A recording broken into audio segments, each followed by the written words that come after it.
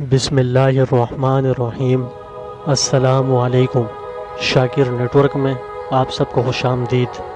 حضرت عمر رضی اللہ تعالیٰ عنہ حضور صلی اللہ علیہ وسلم کی ہجرت سے 40 سال پہلے پیدا ہوئے اور آپ کا نام عمر، کنیت ابو حفص، لقب فاروق، والد کا نام خطاب اور والدہ محترمہ کا نام ختمہ تھا، اور آپ کا نسبی سلسلہ 8ویں پشت میں رسول اکرم صلی اللہ علیہ وسلم سے جا کر ملتا ہے۔ حضرت عمر رضی اللہ تعالیٰ عنہ کا خاندان ایام جاہلیت میں نہایت ہی ممتاز تھا۔ آپ کے جد اعلیٰ عدی عرب کے باہمی تنازعات میں ثالث مقرر ہوا کرتے تھے، اور قریش کو کسی قبیلے کے ساتھ کوئی ملکی معاملہ پیش آ جاتا تو سفیر بن کر جایا کرتے تھے۔ اور آپ کی والدہ ختمہ ہاشم بن مغیرہ کی بیٹی تھیں، اور مغیرہ اس درجے کے آدمی تھے کہ جب قریش کسی قبیلے سے نبرد آزمائی کے لیے جاتے تھے تو فوج کا اہتمام انہی کے متعلق ہوا کرتا تھا۔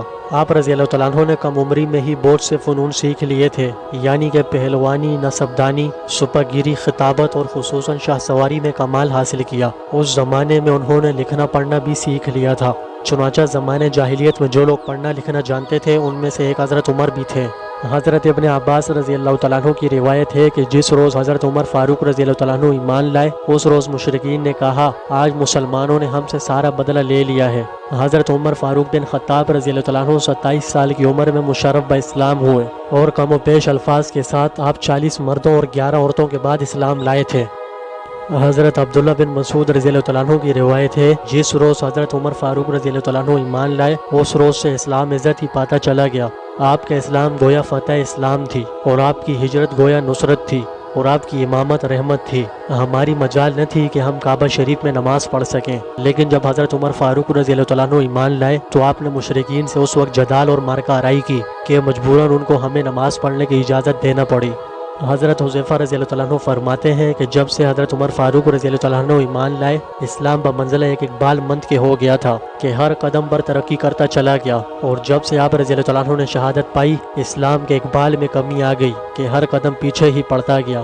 دراصل حضرت عمر فاروق اعظم رضی اللہ تعالیٰ عنہ کی شہادت کا واقعہ کچھ یوں پیش آیا۔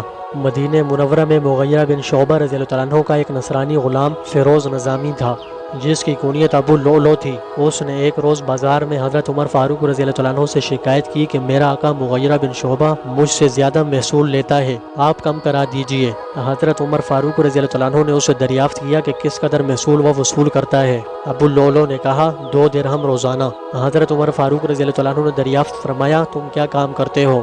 اس نے کہا آہن گیری، نقاشی اور نجاری کا کام کرتا ہوں۔ آپ نے فرمایا کہ ان صنعتوں کے مقابلے میں محصول کی رقم جو تم سے لی جاتی ہے وہ زیادہ نہیں ہے۔ یہ سن کر ابو لؤلؤ اپنے دل میں سخت ناراض ہوا، اور حضرت عمر فاروق رضی اللہ تعالیٰ عنہ نے پھر اس سے مخاطب ہو کر فرمایا میں نے سنا ہے کہ تم ایسی چکی بنانا جانتے ہو جو کہ ہوا کے زور سے چلتی ہے، تم مجھے بھی ایسی چکی بنا کر دو۔ اس نے جواب دیا بہت خوب، میں ایسی چکی بنا کر دوں گا جس کی آواز اہل مغرب اور مشرق سنیں گے۔ دوسرے روز نماز فجر کے لیے لوگ مسجد نبوی میں جمع ہوئے۔ ابو لؤلؤ بھی ایک خنجر لیے مسجد میں داخل ہو گیا۔ جب نماز کے لیے صفیں درست ہو گئیں اور حضرت عمر فاروق رضی اللہ تعالیٰ عنہ امامت کے لیے آگے بڑھ کر نماز شروع کر چکے تھے تو ابو لؤلؤ نے، جو مسلمانوں کے ساتھ صف اول میں کھڑا تھا، نکل کر حضرت عمر فاروق رضی اللہ تعالیٰ عنہ پر خنجر کے 6 وار کیے، جن میں سے ایک وار ناف کے نیچے پڑا۔ حضرت عمر فاروق رضی اللہ تعالیٰ عنہ نے فوراً حضرت عبد الرحمن بن عوف رضی اللہ تعالیٰ عنہ کو کھینچ کر اپنی جگہ امامت کے لیے کھڑا کر دیا، اور خود زخموں کے صدمے سے بے ہوش ہو کر گر گئے۔ حضرت عبد الرحمن بن عوف رضی اللہ تعالیٰ عنہ نے لوگوں کو اس حالت میں نماز پڑھائی کہ حضرت عمر فاروق رضی اللہ تعالیٰ عنہ زخمی حالت میں سامنے پڑے تھے۔ ابو لؤلؤ اپنا وار کر کے مسجد نبوی سے بھاگا۔ لوگوں نے اس کو پکڑنے کی کوشش کی، اس نے کئی لوگوں کو زخمی کیا اور ایک دوسرے صحابی کلیب بن ابی بکیر کو بھی شہید کر دیا۔ بالآخر گرفتار کر لیا گیا، لیکن اس نے گرفتار ہوتے ہی خودکشی کر لی۔ نماز فجر پڑھنے کے بعد لوگ حضرت عمر فاروق رضی اللہ تعالیٰ عنہ کو مسجد سے اٹھا کر ان کے گھر لائے۔ انہوں نے ہوش میں آتے ہی سب سے پہلا سوال یہ کیا کہ میرا قاتل کون ہے؟ لوگوں نے بتایا ابو لؤلؤ نام کا شخص ہے۔ اس پر آپ نے فرمایا خدا کا شکر ہے کہ میں ایسے شخص کے ہاتھوں سے نہیں مارا گیا جو اپنے آپ کو مسلمان کہتا ہو یا جس نے خدا کو ایک سجدہ بھی کیا ہو۔ ایک طبیب نے آ کر آپ کو دودھ اور نبیذ پلایا تو وہ زخم کے راستے سے باہر نکل آیا۔ یہ حالت دیکھ کر لوگوں کو آپ کی زندگی سے مایوسی ہوئی، اور عرض کیا جس طرح حضرت ابو بکر صدیق رضی اللہ تعالیٰ عنہ نے آپ کو اپنا جان نشین مقرر فرمایا تھا، آپ بھی کسی کو اپنا جان نشین مقرر فرما دیں۔ آپ نے حضرت عبد الرحمن بن عوف، حضرت سعد بن ابی وقاص، حضرت زبیر بن عوام، حضرت طلحہ، حضرت علی، حضرت عثمان بن عفان رضی اللہ تعالیٰ عنہما کو طلب فرمایا۔ حضرت طلحہ رضی اللہ تعالیٰ عنہ کیونکہ مدینہ منورہ میں تشریف نہ رکھتے تھے لہٰذا وہ نہ آ سکے۔ حضرت عمر فاروق رضی اللہ تعالیٰ عنہ نے باقی 5 حضرات کو مخاطب کر کے فرمایا 3 روز تک طلحہ رضی اللہ تعالیٰ عنہ کا انتظار کرنا، اگر وہ 3 روز تک آ جائیں تو ان کو بھی اپنی جماعت میں شامل کر لینا، اور 3 روز تک نہ آئے تو تم 5 اشخاص مشورہ کر کے اپنے میں سے کسی ایک کو اپنا امیر بنا لینا۔ اس کے بعد آپ نے اپنے بیٹے حضرت عبداللہ بن عمر رضی اللہ تعالیٰ عنہ کو بلا کر کہا اگر لوگ خلافت کے انتخاب میں اختلاف کریں تو تم کثرت کے ساتھ شریک ہو جانا، اور اگر فریقین برابر تعداد کے ہوں تو تم اس گروہ میں شریک ہونا جس میں حضرت عبد الرحمن بن عوف شامل ہوں۔ پھر آپ نے حضرت ابو طلحہ اور مقداد بن اسود کو بلا کر حکم دیا جب یہ لوگ خلیفہ کے انتخاب اور تقرر کی غرض سے ایک جگہ مشورہ کرنے کو جمع ہو تو تم دونوں دروازے پر کھڑے رہنا اور کسی کو ان کے پاس نہ جانے دینا جب تک وہ مشورے سے فارغ نہ ہو جائیں۔ پھر آپ نے مذکورہ بالا حضرات کو مخاطب کر کے فرمایا جو شخص خلافت کے لیے منتخب ہو اس کو وصیت کرتا ہوں کہ وہ انصار کے حقوق کا بہت لحاظ رکھے، کیونکہ یہ وہ لوگ ہیں جنہوں نے حضور صلی اللہ علیہ وسلم کی مدد کی، مہاجرین کو اپنے گھروں میں ٹھہرایا، انصار تمہارے محسن ہیں، ان کے ساتھ تم کو احسان کرنا چاہیے، ان کی خطاؤں اور لغزشوں سے حتی الامکان درگزر اور چشم پوشی اختیار کرنا مناسب ہے۔ تم میں سے جو شخص خلیفہ منتخب ہو اسے مہاجرین کا بھی پاس اور لحاظ رکھنا چاہیے، کیونکہ یہی لوگ ماروائے اسلام ہیں۔ اسی طرح زمیوں کا بھی پورا خیال رکھنا چاہیے۔ اس کے ساتھ اللہ اور اس کے رسول صلی اللہ علیہ وسلم کی ذمہ داری کو کما کا ملحوظ رکھا جائے، زمیوں سے جو وعدہ کیا جائے اس کو پورا کیا جائے، ان کے دشمنوں کو دور کیا جائے، ان کی طاقت سے زیادہ ان کو تکلیف نہ دی جائے۔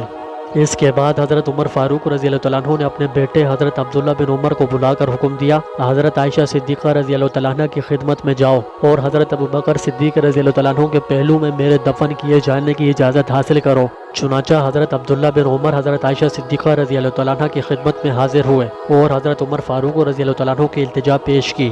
حضرت عائشہ صدیقہ رضی اللہ تعالیٰ عنہ نے فرمایا یہ جگہ میں نے اپنے لیے تجویز کی تھی، لیکن اب میں اپنی ذات پر عمر کو ترجیح دیتی ہوں، ان کو ضرور اسی جگہ دفن کیا جائے۔